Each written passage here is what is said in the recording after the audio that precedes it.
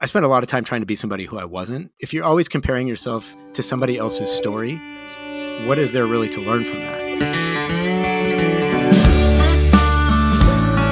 What is up, everybody? And welcome back to the Schooling Struggle Podcast. It is our belief that the only guarantee in life is that we are all going to struggle.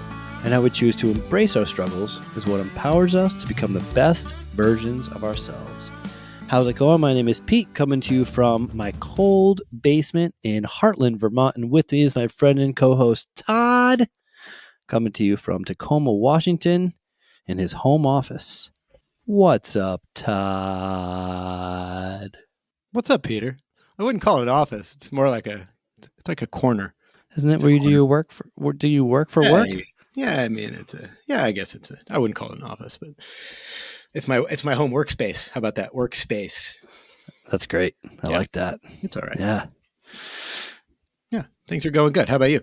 Yeah, things are at a frenetic pace. We're just kind of in that season of life, my wife and I, where we have a young child and we're kind of get through each day the best we can. We tend to load our day and our schedule up with lots and lots of things we'd like to do.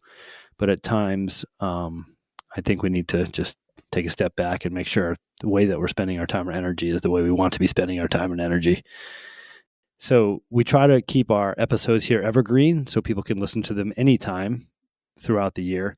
But I will make mention to the fact that we're getting closer to the holidays, and my friend, my good friend, Brendan Rook, who I am a pen pal with, he lives in Cape Cod, and we write old school letters back and forth. He actually uses an old school typewriter that he found in like an attic or a tag sale or something. Yeah, to type. Nice. It's really, really cool. And he said that, what did he say? He said, I feel like the holidays are like the playoffs. Every week gets a little more intense and the expectations get a little higher and it seems to get a little bit more difficult. That's interesting. I loved it. It. That's pretty good. What's a tag sale? Garage sale? Oh, okay. Yeah. I never heard tag sale. Is that a New England term? Tag Must sale? Be. Yep, never heard in my life. Estate, yeah, tag sale. Yeah. Because I guess you put a little tag and the price on everything you're trying to sell. Yeah, it makes sense. But don't they put price tags on everything? Oh, I guess not. I guess there's a tag below on the shelf, and then you just take the item. It doesn't have a tag on it. Did they call it a garage sale where you live, or is there another name for it? Yard sale, estate sale. Yeah, right. Patio sale. They use yard sale here. Yeah, estate sale is something different, but yeah. Still, I think when I think estate sale, I think somebody died and there's a massive garage sale of all of their things. Yeah, and I think of it as like the nice stuff in the house, like beds and like armoires and hassocks and those kind of things that I can't afford. Interesting. So tonight's topic is one that has been resonating in my life in one way or another quite a bit in the last couple of weeks. And when something percolates often, I decide that I think it's a good thing to talk about because I've been pondering it and thinking about it. And you, of all the people in my life, is somebody that I'm looking forward to hearing your perspective on tonight's topic. Tonight's topic is self-awareness. As one of the duties of my role in the school in this time of year is I get the opportunity to write multiple letters of recommendation for students that are applying to colleges. And as part of my process, I'll often ask the student, who are some other teachers in the school with whom you are close? And they'll share those names of my colleagues, and I'll reach out to the colleagues and say, hey, I'm writing a letter of recommendation for this student. They said that you're someone who they look up to and they feel close with. Could you please share a couple words from your perspective of what you think about the student? And this particular student that I'm writing a letter for at the moment, 3 of the 3 teachers that I reached out to said that this student is incredibly self-aware. So I started kind of thinking of, well, what is self-awareness to me? And where do I stand on the self-awareness continuum? And as I was writing that letter, I was listening to a couple different podcasts over the course of last week. One was like a lifestyle mindset podcast and one was a fitness podcast. And they both seem to center around this theme of self-awareness. So as we have a confluence of different scenarios in my life that bring about the thought of self-awareness or the topic of self-awareness, I've been doing a lot of pondering and thinking about it. And I was curious to know where you stood on the topic of self-awareness. Before we launch into it, of course, as we always do, I'm going to Google up the definition of self-awareness. Google up. Is that a term that people use? They It's like don't a use that. tag still. It's like a tag They still. don't. Yeah, I so got they don't use that in New England. I'm not even gonna yeah. try to pretend. Don't do it. Self-awareness, according to Google, conscious knowledge of one's own character, feelings, motives, and desires. This also got me thinking about last episode where I shared a little story about my lack of situational awareness. And then I Different. started to think about how does self-awareness and situational awareness tie in? Where are they similar? Where are they different? Situational awareness being the perception of environmental elements and events with respect to time or space. So, in one of the podcasts I was listening to, the focus of one of the conversations was how as we grow older and gain more self-awareness, we often become more aware of what others need from us while simultaneously becoming better at navigating what affects our mindset. And one of the examples that the podcast host gave was one of them was a father of two small children. He was saying that if one of his sons says to their son, "I'm not going to play with you anymore," it like ruins this. They both say it to each other often, but whoever says it ruins the day of the other son.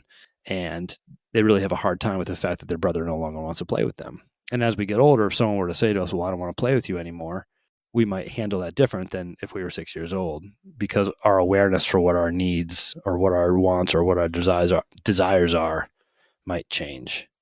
And I have a couple different points of note that I wanted to bring into the conversation, but curious as we get into this conversation, Todd, where does that land for you, or where do you start when you think about the topic of self-awareness?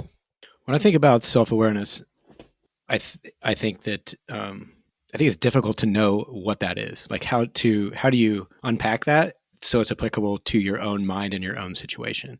Yeah, So that's what I'm struggling with for sure. much like self-compassion, right? Like, oh, I know what it means like to be compassionate to somebody else, and I know I know that what Google said, that when I Google it up, I know that, self-compassion is that the same thing, but for myself.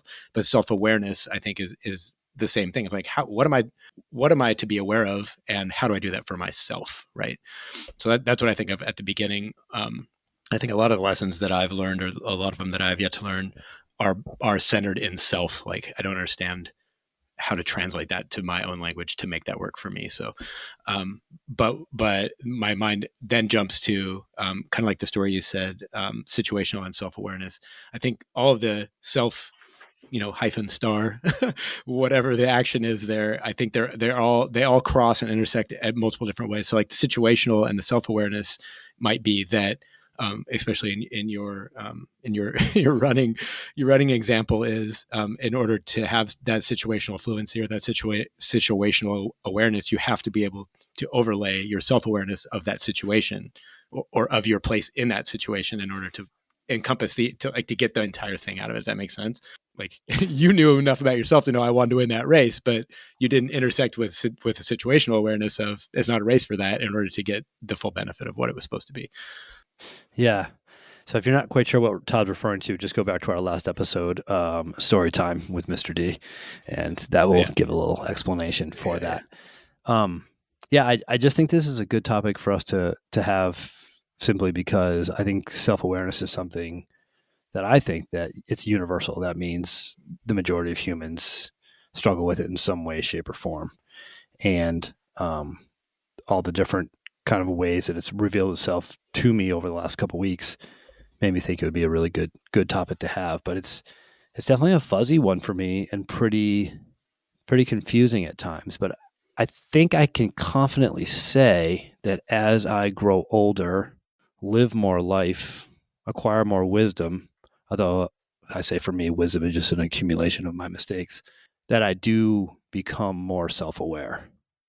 And an example that my wife gave in having this conversation was, so when you're in your teens or 20s and someone says, "Yo, do you want to go to your favorite band's concert?" You don't even think twice. You're like, "Yep, I'm in. I don't care what time it is. I don't care how much it costs. I don't care how far I have to travel to see it." There are no factors that would sway me from wanting to go to this concert. Fast forward 20 or 25 years, and someone says, "Hey, do you want to go to your favorite musician's concert?"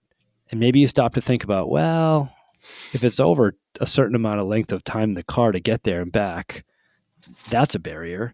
And sitting in traffic in the parking lot is a barrier. And smelling like whatever substances are being smoked at the concert is a barrier, and having people bump into me and being, in a big crowd on the floor in front of the stage is a barrier. And after you think about all these barriers, you think, you know what? I think I'd prefer just to stay home. And, some people might say that's getting old, or that's, losing energy and zeal for life.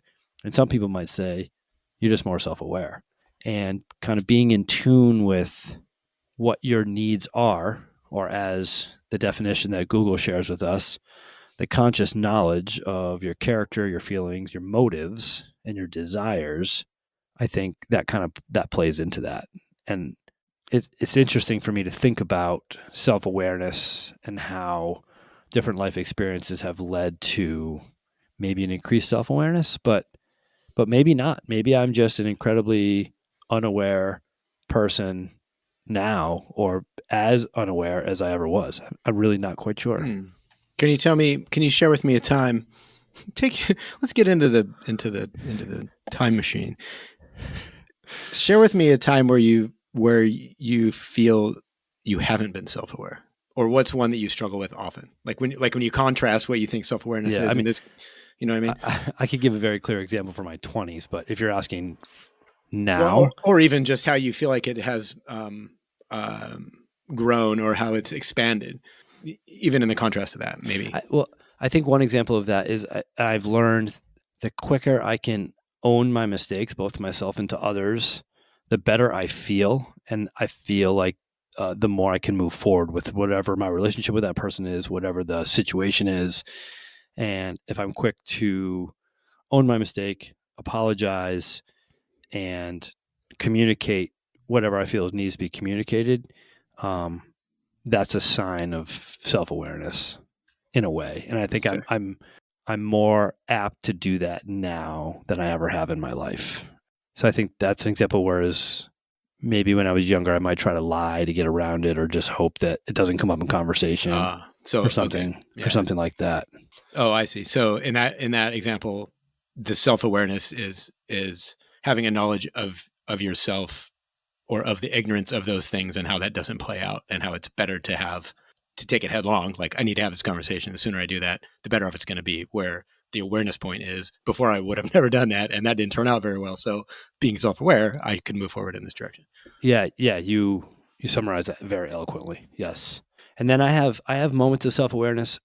So my parents every summer rent a house in an area of Connecticut that, since they started going there literally 6 decades ago, over time has become extremely affluent. And they used to rent a house for the summer, and now they just rent a house for like a week because of the price of things. But that long story short, my mom has always wanted to go there. And my father made a promise to her many, many moons ago that as long as she wanted to go, he'd find a way. And to his credit, over 50 years, he's found a way to get Nice. them to go on this vacation every single year. And my brothers have loved it so much that they moved to the area, not the same exact little location, but close. And so we go every summer. And when I go there, I find myself thinking about, wow, these affluent people who have these giant beach homes, and they're only here for a couple weekends a year. And they're often, in my paradigm, the same people who have these third homes up on the slopes of the ski resorts where I live here in Vermont. And they only spend a couple weekends a year there. I think to myself, wow, they're just, in a way, an embarrassment of riches. But then I stop and think of my experience in Vietnam. And I'm like, I have 30 something pairs of shoes. Like, do I need 30 something pairs of shoes? No, I need one pair of shoes.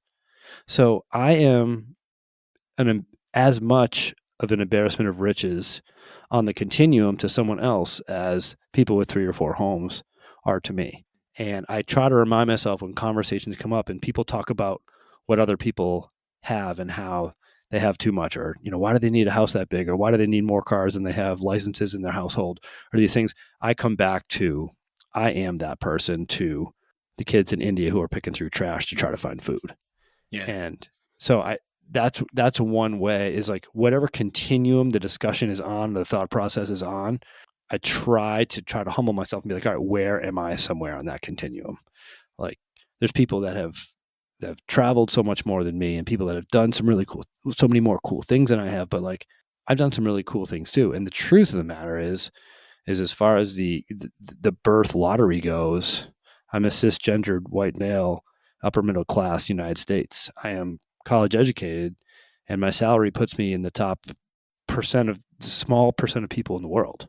So I'm living in embarrassment of riches, and I think I'm trying to recognize that, and that could be one example of self-awareness. But I think I still fall well short in many regards on that. And I find myself getting frustrated over little things. So like it's December right now, it's Vermont, and it's cold. And I often find myself thinking about like, wow, how did the pioneers do this? They made a life here in the woods of Vermont, and they just like persevered through these winters by doing everything with their hands and on their own. And I just think that's so cool. But I just think I'm so soft as a human in this modern society that like, so I just try to continue to. I don't know if any of this links or is making sense in your mind. It does in It's my all mind. self-awareness. Yeah, right. We're Yeah, going on a self-awareness a travel of self-awareness, if you will. and then I have friends who are, really aware of how much trash they're consuming, and we've had this conversation in past podcasts. But like, I have a friend that says, if you really want to become aware of how much you consume, why don't you keep all your trash in your yard for a year?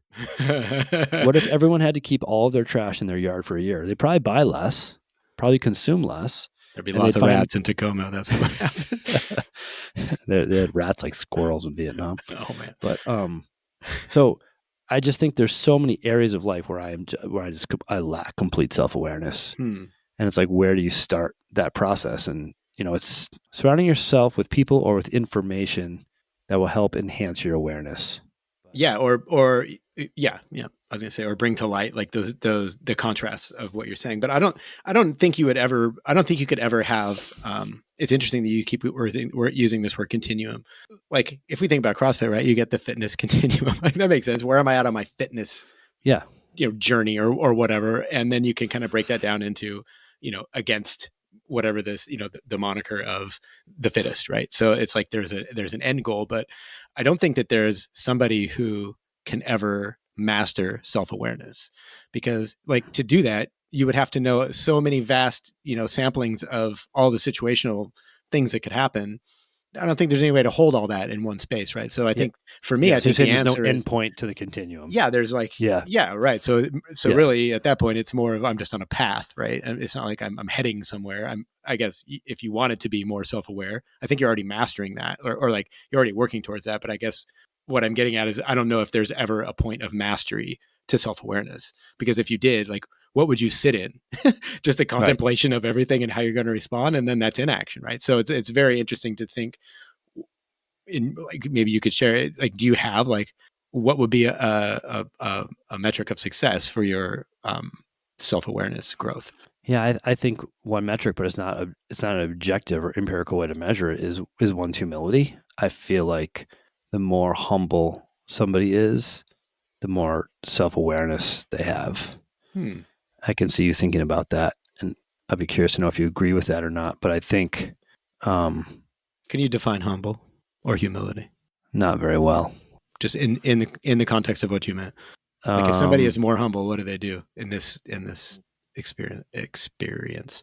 They put other people before themselves. They try to live a life of empathy. Okay. And they are willing to admit their shortcomings. Okay. So humility then in that case is more of active vulnerability and then a response to that. I think so. Yeah. Like I don't need to be before you. We're all going in the same way. And I'm aware that we don't need to be, I'm aware that we don't need to be racing. It's just, this is where we're all going. That makes sense. Yeah. Humility is the willingness to put other people in front of you, I think. Yeah. I've always struggled with those two. So is there a self humility? Cause that's funny. By my own definition of self-awareness and by Google's definition of self-awareness, Todd, I would say that you are one of the more self-aware people that I know. Off the recording, you are very willing to talk about what challenges you. Well, you do it on the show too, but like in our regular day-to-day correspondence, you share with me. the word shortcomings keeps coming to my mind, but it's not, I don't think that encapsulates what I'm trying to say. Is the things that you're navigating or challenged by or that you're working on, and your willingness to be open about how that challenge permeates your world. Interesting. Yeah, when I think about it in the context of the Google it up, one's own character, feelings, motives, and desires, I think to myself, there was a point where this is actually really interesting because I never really thought about it this way. So there was a point in my life, and I think we've talked about this a few times, but I think there's a point in everybody's life, but especially in mine, or in my experience, or my own story. I had spent a very long time. I think it's almost like a hyper self awareness. So I spent a lot of time trying to be somebody who I wasn't, and so I think that you have to be very self aware, or it becomes very sharp. Your ability to be self aware, so you know what parts you have to change of yourself in order to be that person that you hope others would see. Does that make sense? So like when you spend an inordinate amount of time trying to fit in or trying to be somebody else or be in a certain way, I think that your self-awareness perception in some ways, I think, or some attributes, I think, can be like way more than other people would ever know or ever expect. However, on the other side of that, a conscious knowledge of one's own character, feelings, motives, and desires can also leave me feeling in a deep well. And I think that's where you see it, is that I realize that there is a freedom in, for lack of a better term, not giving a shit what people think, and then owning that self-awareness of this is just how I am, and everybody else, you're going to get what you get out of Todd. And if I have to continue wearing this mask, then either A, I'm doing it for a reason that I'm not self-aware, or B, I don't really want to be your friend. I don't want to have this conversation anyways. So it's like, it's juggling those two things, I think, becomes like the crock pot of self-awareness. And then what you have to do in order to employ that, like you're saying, like you look at different aspects of your life and you say, I need to be more self-aware there. That in and of itself is that self-awareness, because nobody would even think that, right? And then it becomes self-acceptance. Like, I accept that of myself. I have these shortcomings. I know that I need to be more aware, and now I'm going to move forward. So like, that's how I look at it. And I don't know if that answers your question, but that's kind of how it comes out of my head. Yeah, I like that. So you're saying with an enhanced or better ability to accept oneself, self-acceptance enhances the ability for self-awareness. Yeah, or to carry the curiosity to be aware. In some ways, right? I mean, acceptance is a whole other beast, but I think that they're tied in the same pen. The other thing that I'm curious about what your perspective could be on this is, I've recognized this as a teacher, and I see it play out in high school regularly. So when I was younger, I used to see someone who was mean, unkind, or a jerk, and I'd say, that person is mean, unkind, or a jerk. Ta-da! Right?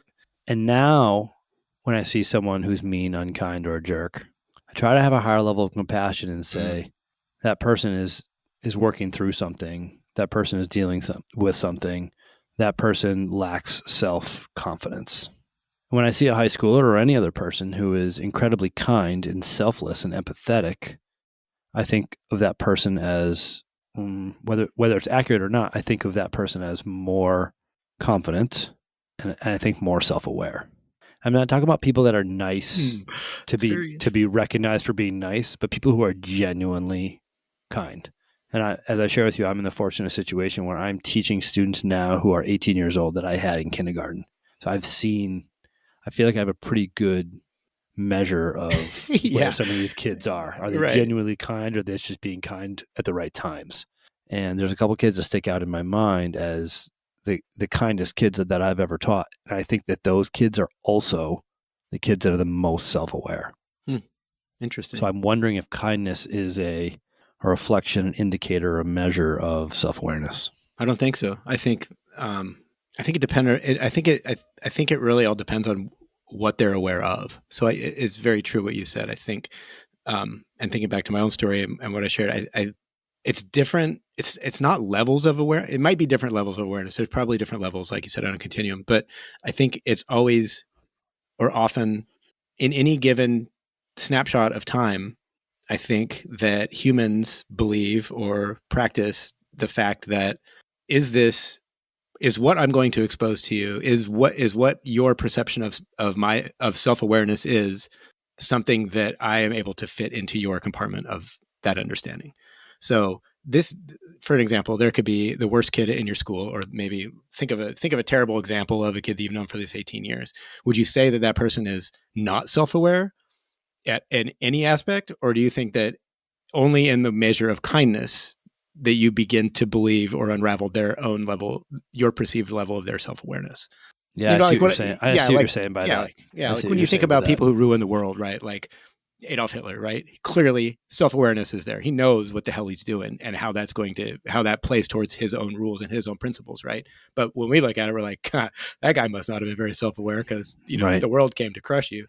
But it just depends on the lens you look, the lens you use to perceive it. Yes, that must be maybe that's my perspective then, because if I think of the people who I believe in my world, who I know personally, and who I think to be the most self-aware people that I know, they seem to be the kindest people, but maybe not. Maybe I could do a little bit more thinking and think, well, maybe someone who's self-aware might not be as kind because they need to spend more time or more energy and attention on themselves and choose not to give as much to others. Yeah, right. Or using your example too, like that these kids potentially, or it doesn't really matter. It doesn't matter at all, actually. You don't know where somebody's coming from, right? So Right. they could be so self-aware that they don't want you to see their home life that they're going to show up in a completely different way. But when Oh they're yeah. out smoking with the kids behind the building, they're a Yep. completely different person. So they have a Yes. great level of self-awareness. It's just who they're going to expose it to and what they're going to expose. I think But wouldn't you think that would be situational awareness? could be. I How mean, you act around certain people at certain times. To me, that's more situational awareness, I guess. oh yeah, I But guess then so. again, how do the two blend, and where are they similar and where are they different? I don't know. Yeah, yeah, that's interesting. Like one's ability n- to swear in certain situations without thinking about it, and not swear in other situations without thinking about it, like it's just automatic. Mm-hmm. I think that's more situational, and so that can kind of blend over to, well, I always carry myself in this environment this way, but in this environment I carry myself Yeah, differently. it'd be interesting to see.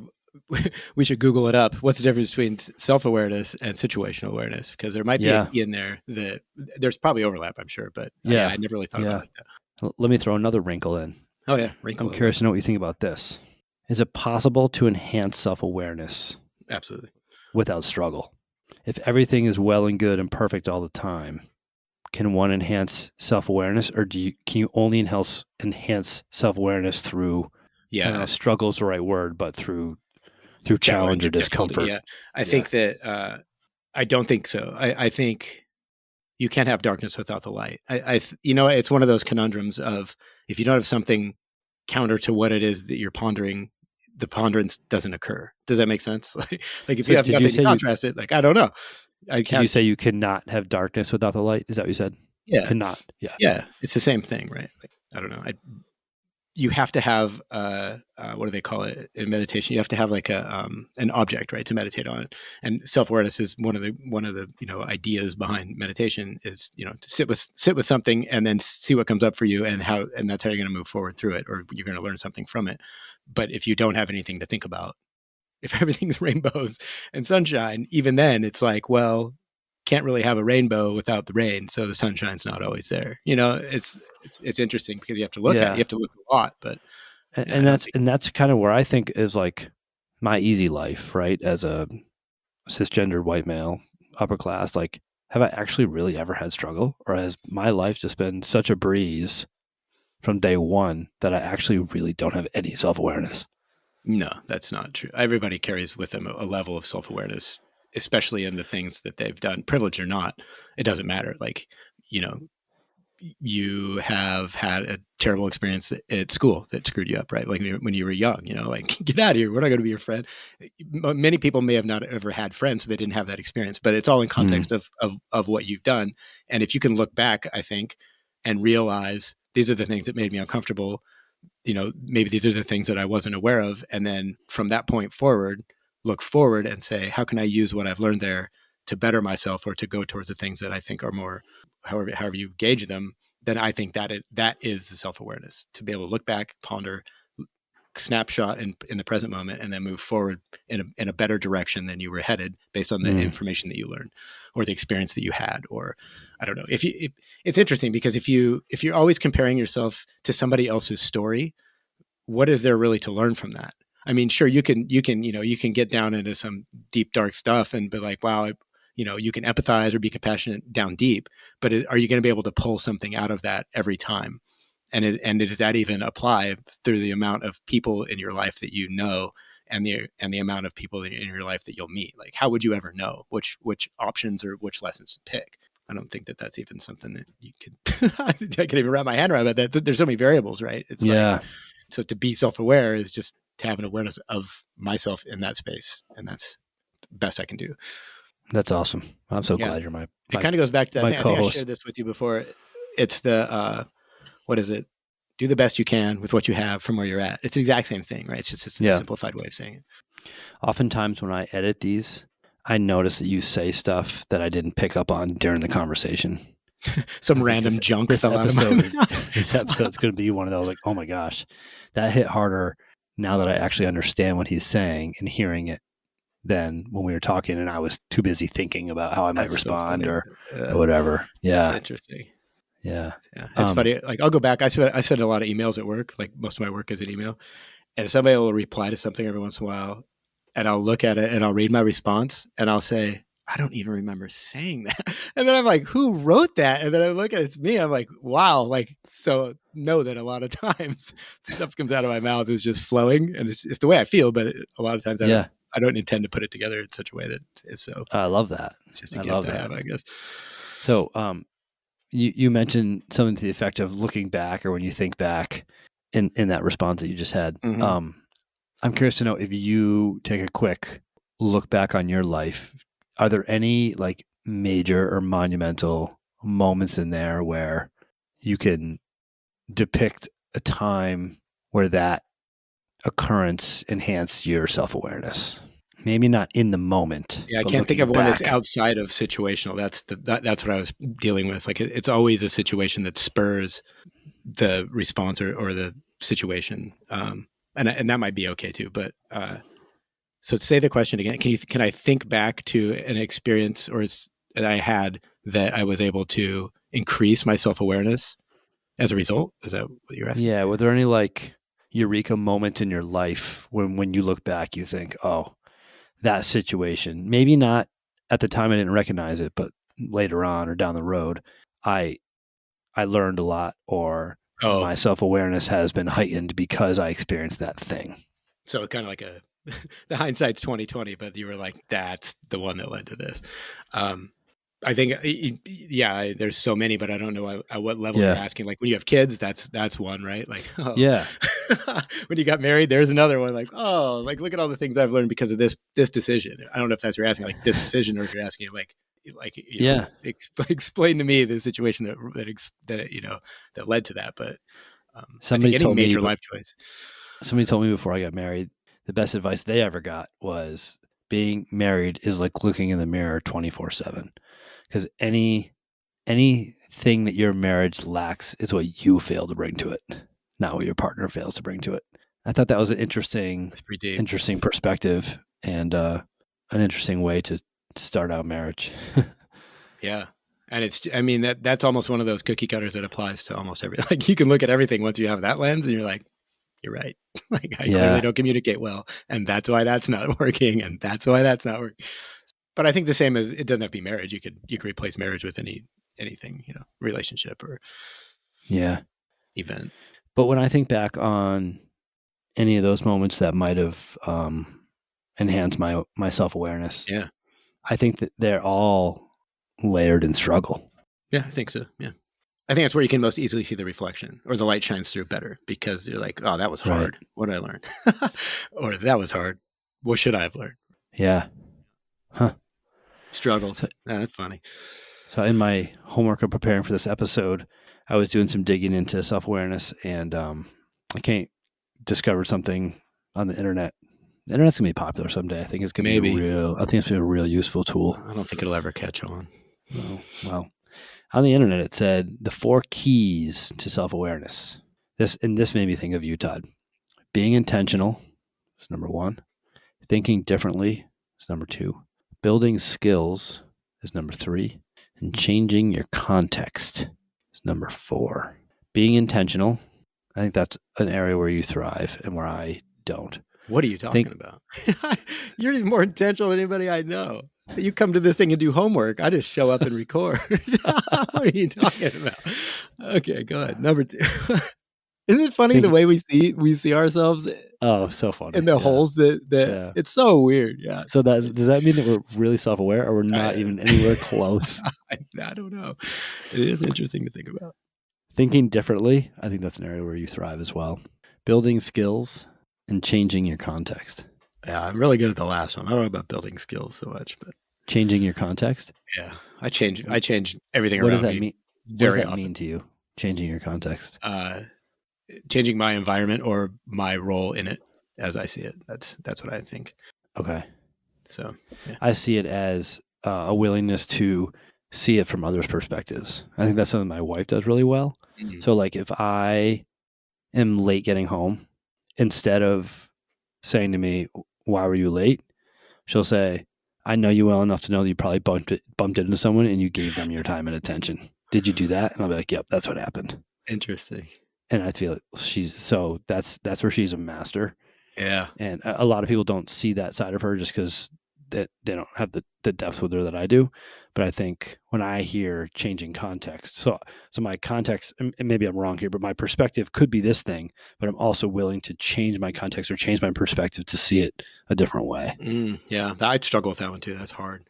Um, I get what I thought about it when you brought it when you mentioned it was the willingness to be very sporadic and just I guess it's interesting when we're talking about self-awareness. Like I know that thing didn't work out for me before, and so I am more apt to try something completely different in a different environment or in a way that nobody would suspect, maybe even me, in order to see what the other outcome could be because I already know that the outcome that I have wasn't favorable or I didn't like it in some way or it didn't work out well.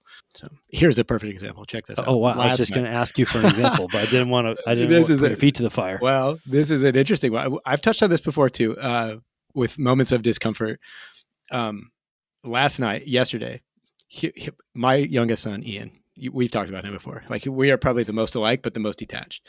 And so he like spends a lot of time with his girlfriend, spends a lot of time working. Usually he's up before me. He leaves the house. He gets home, sometime after 9:30, goes to his room, plays video games, and I rarely see him. And I've had conversations before with you, and I've shared with the audience where um, I've leaned into discomfort with him in a way that's like to the point where either I'm crying or there's just random weird flying emotions that nobody could ever capture in a net, and it's going on. And so last night, and my wife was telling me this a couple months ago. She's like, "Oh yeah, Ian's pretty serious about this girl, and he's been dating her for a while." And Tell me and how I, old Ian is. Is he Ian 18? is 19. He's 19. 19. Yep. And so, and like all these things have been culminating. She's telling me all these things, and I'm thinking in my head, well, I mean, that sounds like he's found somebody he wants to spend the rest of his life with, whatever.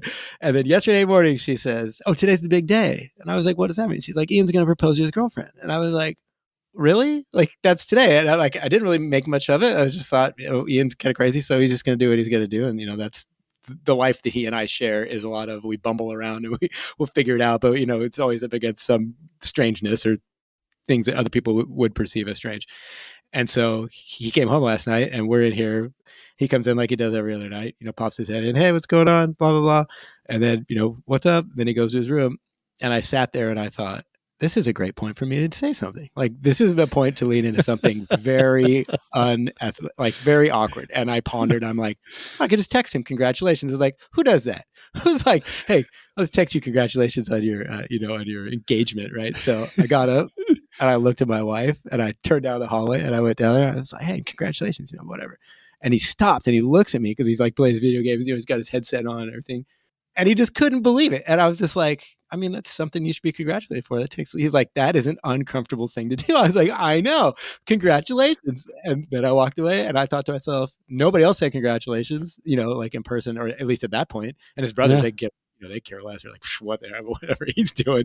And I thought, here's one of those points. That was a moment of self-awareness. Like I sat there and I sat in it and I thought, what are you going to do with this? I'm self-aware enough to know that I would want somebody to say something to me, so I'm going to go make that happen. And so when you think about that last point about changing your context, I think that's a perfect example of I completely flipped the switch or the script on something that he probably was not expecting, because when he left and nobody said anything, he's like, huh, okay.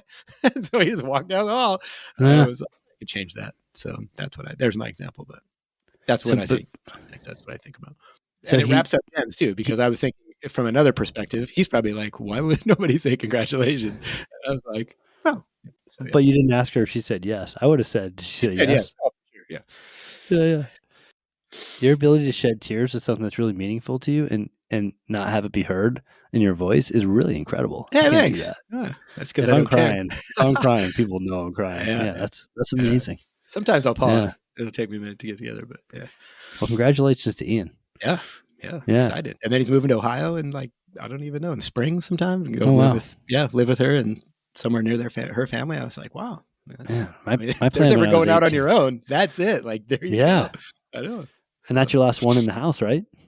well, Ryland's here now, the second oldest, or second youngest, because he's back off. He was in Wyoming working at the parks on a contract, so he's probably going to go back in the spring. So, Yeah. yep, and then that'll be it. And then the grandkids will ascend at some point. But Infiltrate. yeah, Yeah. When I was 18, I was like, I would never even consider getting married before 40. I'm like, I'm going to have my own house. I'm going to have my own everything. And then if somebody fits in, they fit in. Yeah. How'd that work out for you? You know what they say about the best laid plans, Todd? Self-awareness. Take some away. Self-awareness. I do know that there's one thing we did. I think there's one thing that I was thinking about was how you can sharpen your self-awareness, right? Like I found that mindfulness Yeah. where I think I've touched about this before, but just So sitting with. yeah. So here we go. Todd Ellis with the tactical takeaway. Yeah, I From the don't know School about of that. Struggle podcast. Here we go. What's word for me is have I don't know if it's willingness. I guess it starts with willingness, but to cultivate a willingness and create a habit to sit with yourself in uncomfortable situations by yourself. Just shut up, watch what's happening to your body. Typically, it's a felt sense that will start it. But if you can like chase that through everything, without like pinning little pieces of addiction or ways to get out of being uncomfortable or different whatever it is your coping mechanism is, if you don't deploy your coping mechanism unless it's just sitting there and just sit there and be with your emotions and be with the things as they arise in your life, you can cultivate a level of self-awareness that I don't know if it trumps everything, but it definitely, and I've talked about this multiple times, it gives you a spot to contemplate different outcomes and what they may or may not look like, feel like, result in, all of those different things. But I think that is the razor's edge of self-awareness is being able to sit there and purposefully work on cultivating a higher level of it for yourself, whatever that means. And I do that. So in your world, Todd, when you say that, do you truly mean going to a quiet place by yourself and literally sitting there? Or are you talking about if you're in a room full of people, just being quiet and trying to take it all in? I mean, it's kind of like you said, there has to be a challenge, right? So think about it this way. If sitting in a room, what did you say? You were on vacation and going on the train was just too crazy. So if you sit on that, I don't know if we talked about that in the podcast, but if you're in a situation that is overwhelming to you, that situation can be that point of focus. Sitting there, observing everything and observing how that makes you feel will then increase your ability to be self-aware, just because you know these things about yourself and these are the way that you will respond to those stimulus. It doesn't have to be that. It could be go sit in the dark when your dog died and instead of crying to the world, you could just cry to yourself and then see what that brings up in your mind, right? And then sitting with that. So there's layers of it, but I think for me that's how I've been able to cultivate I think what I like to think of as a heightened or a sharpened sense of self-awareness. So I think this episode is a good microcosm of maybe the difference between you and I, because my tactical takeaway for enhancing one's self-awareness would be to take a moment and to think about what do others need from me right now in this situation or in life, whether it's someone on the street who you don't know, or if it's a lifelong relationship, such as a child, a best friend, a parent, or a spouse, and take a step back and think about how could this person benefit from my presence in their life? And I think our willingness to be empathetic and to put others first also enhances our self-awareness. Interesting. Yeah. I was going to say, is that self-awareness or selflessness? But I think they're both there, right? You just use in my selflessness world. yeah. They might not be one and the same, but they run parallel. Yeah, that's interesting. That's got to be hard as a teacher.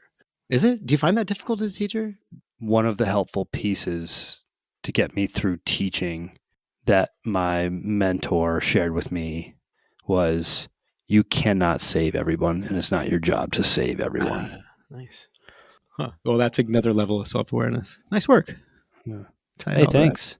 Yeah, I knew talking to you about this would be really cool because, in my opinion, you have an incredibly high level of self-awareness, and I'm grateful to have you as my podcast co-host and to have these conversations with you, Todd. You're awesome. Same with you, Peter. It's been over a year, if you can believe that. I can't believe that. It's pretty nuts. To all the listeners out there, just a kind reminder, schoolingstruggle@gmail.com. Reach out if you have any ideas, thoughts, feedback, perspectives. Do you want to disagree with anything we might have said, or whatever comes to your mind? Just know that we're there. We want to interact with you, and we've been grateful for the feedback that we have been getting. We are striving to be better. We appreciate your ears. We thank you for your time. We are incredibly grateful for your attention. We know there's many, many things you could be doing with your time and attention, and the fact that you're here with us hanging out means more to us than you'll ever know. With that said, we're the Schooling Struggle Podcast. We are out. See you later, alligator.